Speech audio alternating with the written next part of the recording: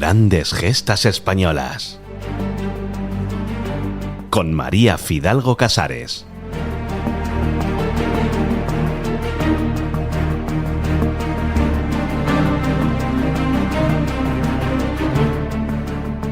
La tesitura actual suele ponderar lo que hoy se llama historia de las mujeres, en aras de visibilizar su papel en distintos capítulos históricos. Por ello, un sinfín de publicaciones ha recogido la importante labor de las mujeres republicanas en la Segunda República y en la Guerra Civil, así como de aquellas que fueron represaliadas o ejecutadas por los rebeldes, entre ellas las llamadas 13 Rosas, convertidas casi en un icono.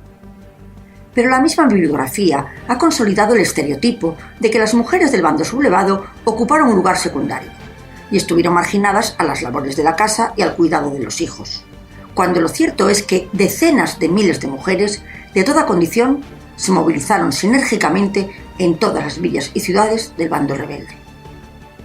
Tras el golpe, protagonizaron las primeras manifestaciones patrióticas, arengando a los voluntarios que se incorporaban al frente. Dirigieron petitorios y costaciones para proveer recursos al ejército y desarrollaron una intensa actividad social y política. Y también se dedicaron a la propaganda, al espionaje y a misiones clandestinas. Y existe una gran laguna historiográfica en el estudio de aquellas mujeres víctimas de la represión del Frente Popular. Mujeres que vivieron terribles experiencias y que protagonizaron actuaciones heroicas que no han tenido hoy ningún tipo de reconocimiento. Entre ellas, las margaritas carlistas y las mujeres falangistas, a las que el signo de los tiempos ha llevado a ser las grandes olvidadas.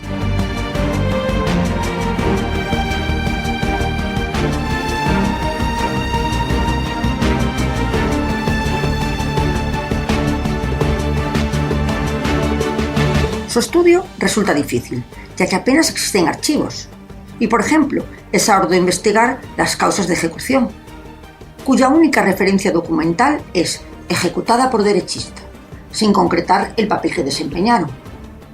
Lo que sí está documentado es que solo las 311 checas de partidos políticos y sindicatos, que eran centros de detención y torturas en Madrid durante el conflicto, un tercio de los asesinados fueron mujeres, con nombres y apellidos, familias y una vida que entregaron por sus ideales, simplemente por ser aristócratas católicas o ser esposas, hermanas o hijas de, o por una intensa fe en la España en la que creían.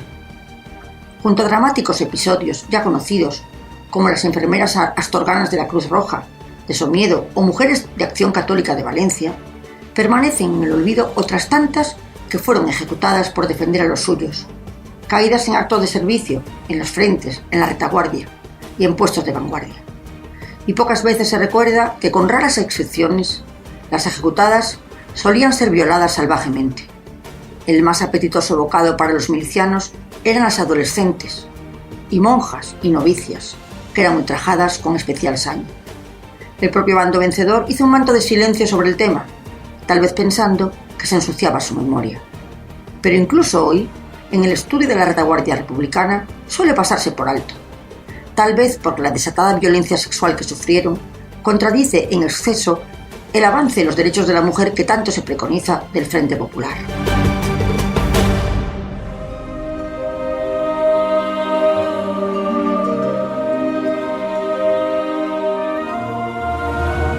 En octubre de 1933, en el Teatro de la Comedia de Madrid, un grupo de chicas quedaban fascinadas por las brillantes palabras de José Antonio Primo de Rivera, uno de los políticos más carismáticos del siglo XX europeo y al único al que se le conoció por su nombre de pila. Para ellas significó un faro de esperanza en un mundo gris y mezquino. Días después se fundaba Falange Española y junto a otras, Pilar y Carmen Primo de Rivera, sus primas Inés y Dolores y la escritora Mercedes Fórmica, formaban la sección femenina de Falange. A finales de 1934 contaban con 300 militantes.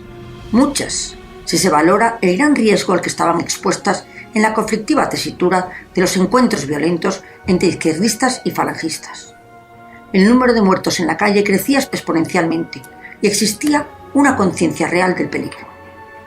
Pero la juventud de estas muchachas iba paralelo a su entusiasmo y por su entrega a la causa La mayoría ocultaban su militancia a sus familias o directamente vulneraban las prohibiciones paternas.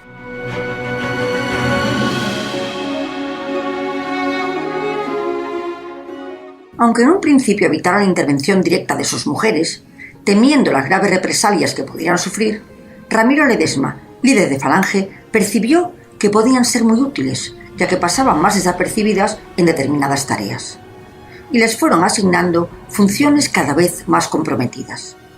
Las falangistas más audaces se involucraron en labores de espionaje, misiones clandestinas y propaganda. Los jóvenes que vendían su revista Fe, ilegalizada por el gobierno republicano, eran carne de cañón, y su reparto se convertía en una apuesta por jugarse la vida. Pronto se les encomendó a ellas distribuir, memorizar y comentar los documentos, identificándose con la línea de pensamiento de su líder, José Antonio.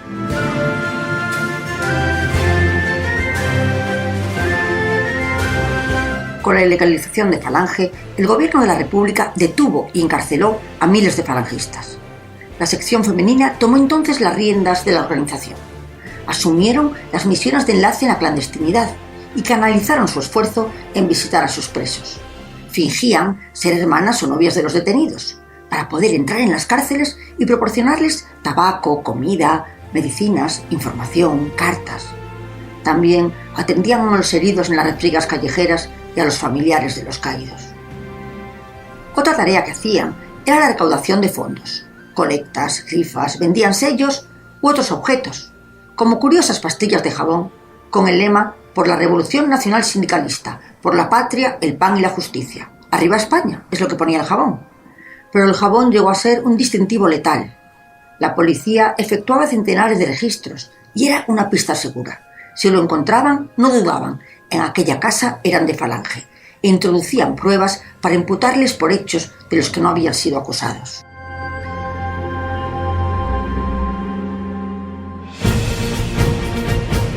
Al estallar la guerra, las falangistas nunca entraron en primera línea de combate. Pero pese a las atractivas imágenes mediáticas con el fusil al hombro, tampoco estuvieron las milicianas, a excepción de los primeros días. Azaña prohibió su presencia en el frente, ya que las relaciones sexuales eran tan frecuentes que se cuenta que Durruti dijo que mataban más las enfermedades venéreas que las balas. El ámbito más peligroso correspondió a la quinta columna, o auxilio azul, antítesis del socorro rojo. Se ocupaba de falsificar cartillas de racionamiento, localizar víveres y ropa, y proporcionar domicilios particulares para la celebración de ceremonias religiosas entonces prohibidas, como bautizos, comuniones, bodas. Asumían también misiones muy arriesgadas, como poner a salvo a sacerdotes y perseguidos, facilitándoles documentación falsa y trasladándolos a escondidas hasta las embajadas o ayudándolos a cruzar la frontera.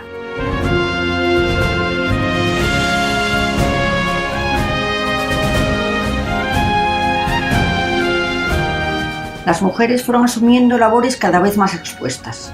Pasaban porras y pistolas, recogían envíos de armas y transmitían información de alto voltaje. Elena Medina comunicó a Raimundo Fernández Cuesta las instrucciones de Mola, ocultas en una villa de su vestido. Y Llanitos Marcos informó a José Antonio, preso en Alicante, de la insurrección del 18 de julio. La indómita María Paz Unciti, con apenas 18 años, dirigió peligrosas misiones hasta que fue capturada cuando acompañaba a un perseguido a la embajada. Fue conducida a la letal Checa de Fomento, donde fue interrogada y torturada. Le propusieron perdonarle la vida si delataba a 7 compañeros.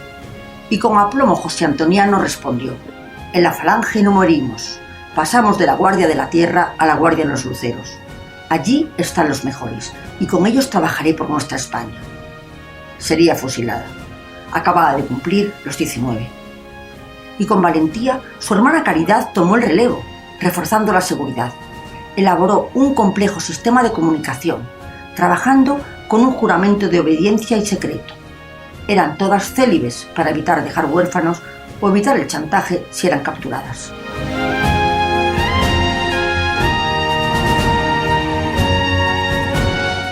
El ingenio y la audacia de los quintacolumnistas fueron legendarias, infiltrándose como mecanógrafas en el SIM, el Servicio Secreto de la República, o la Cruz Roja Internacional, o como Enriqueta López Moncade, afiliándose al Partido Comunista y como funcionaria pudo liberar a decenas de falangistas detenidos en las Checas.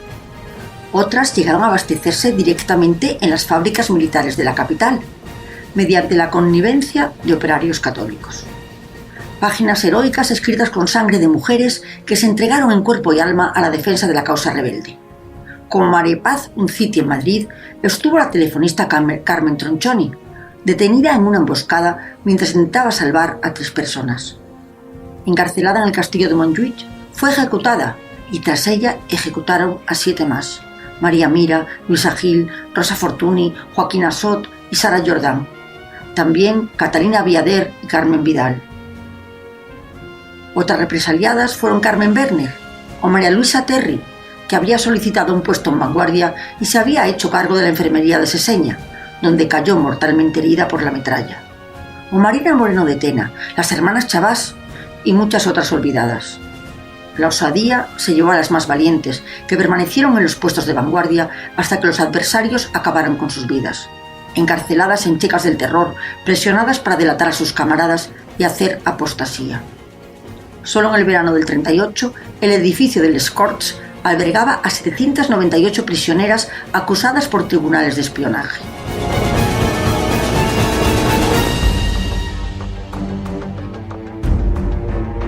La falange femenina pasaría de 300 afiliadas en la época de su fundación y 2.000 antes del golpe a 600.000 durante la guerra.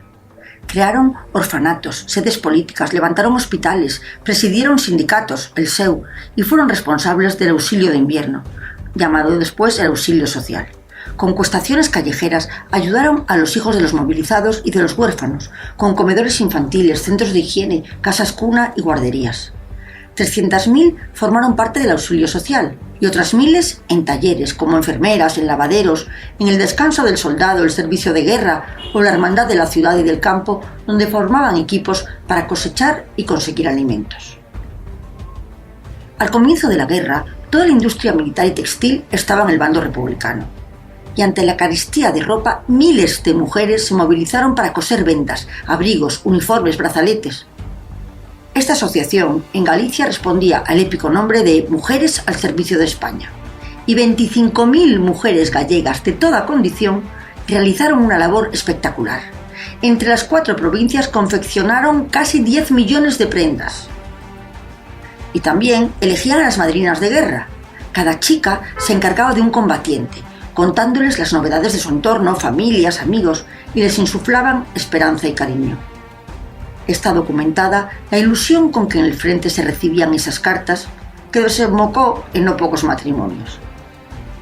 También debe señalarse que un porcentaje de las militantes falangistas más combativas que sobrevivieron a la guerra se alistarían voluntarias como enfermeras en la División Azul, en el frente de mayor letalidad de la Segunda Guerra Mundial.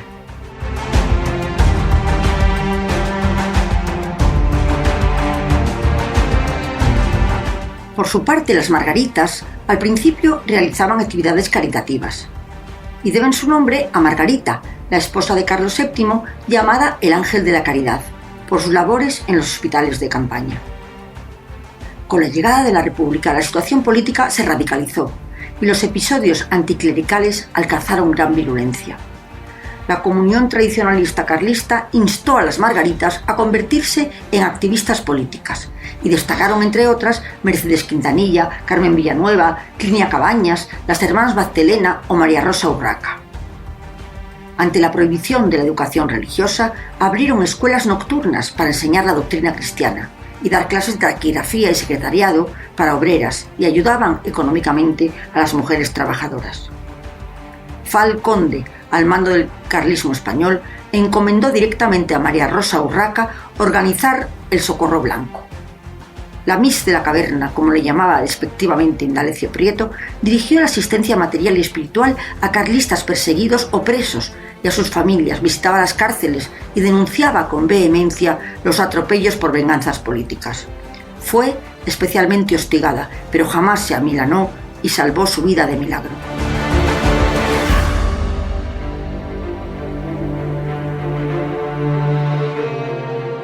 El comienzo de la guerra supuso un nuevo impulso en la movilización de las Margaritas. llegaron a ser 30.000 entre Vascongadas, Navarra, Cataluña y Aragón, pero curiosamente también en Sevilla, denominada por ello la Navarra del Sur. Fueron las responsables de la asistencia en los frentes y el perfecto enlace entre la vanguardia y la retaguardia. En la retaguardia organizaron actividades de apoyo y difusión de los ideales tradicionalistas, tutelaron familias, se encargaron de talleres roperos y se convirtieron en lavanderas y costureras, cosiendo a menudo los identitarios de Tente Bala y cruces en los uniformes de los requetés. Dirigieron comedores, almacenes de alimentos, atención a huérfanos y organizaron entierros. La enfermería dejó de ser propia de las Margaritas de Alcurnia, y tras cursillos clandestinos de enfermería, mujeres de clases humildes se incorporaban a los hospitales militares y participaban activamente en tareas de apoyo logístico y asistencia médica. Y a menudo, en las zonas rurales, se hicieron cargo de la agricultura, donde los hombres habían marchado al frente, y también daban clases de alfabetización. Y dado el profundo contenido católico del movimiento, las Margaritas iban viviendo una cruzada espiritual de oración, sacrificio y penitencia.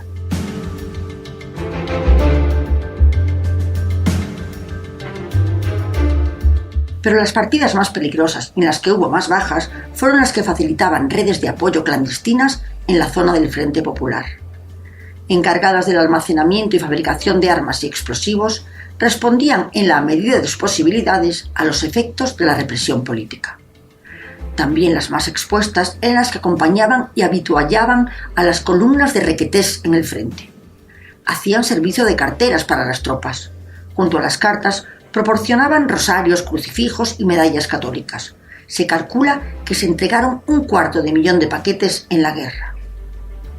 Junto a los sacerdotes, enseñaban a leer a los soldados analfabetos en el frente y atendían las necesidades de los combatientes con gran espíritu de sacrificio, retando el peligro, sufriendo los efectos de la artillería y bombardeos de la aviación enemiga.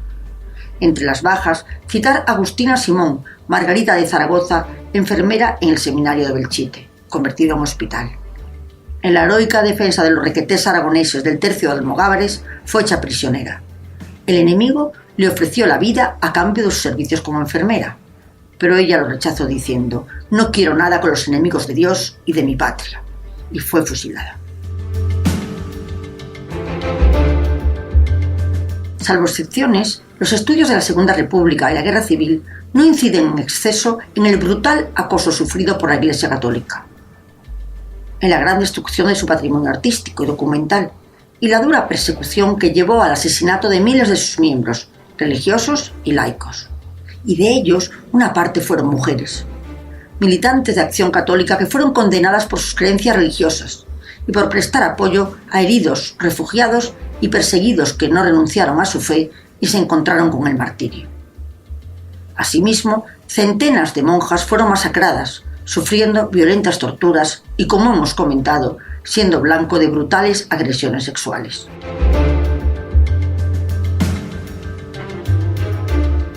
Y todo esto pasó en esa media España que parece que no existió. Porque la llamada historia de las mujeres solo tiene memoria para ponderar la labor de las mujeres republicanas en la guerra civil. Una mutilación de la historia que tergiversa u obvia la importante movilización de las mujeres en la zona rebelde. Mujeres que contribuyeron a generar importantes activos materiales, a captar fondos y que jugaron un papel esencial en la cohesión de la identidad colectiva del bando sublevado. Y relegadas a las sombras de la historia reciente de nuestro país están las que dieron su vida con heroísmo por su Dios y por la patria en la que creían. Y algunas conocemos sus nombres y apellidos, pero la inmensa mayoría siguen siendo anónimas. Y al igual que las 13 rosas, todas, estas también, están en la historia de España y merecen que la historia las recuerde. Grandes gestas españolas. Con María Fidalgo Casares.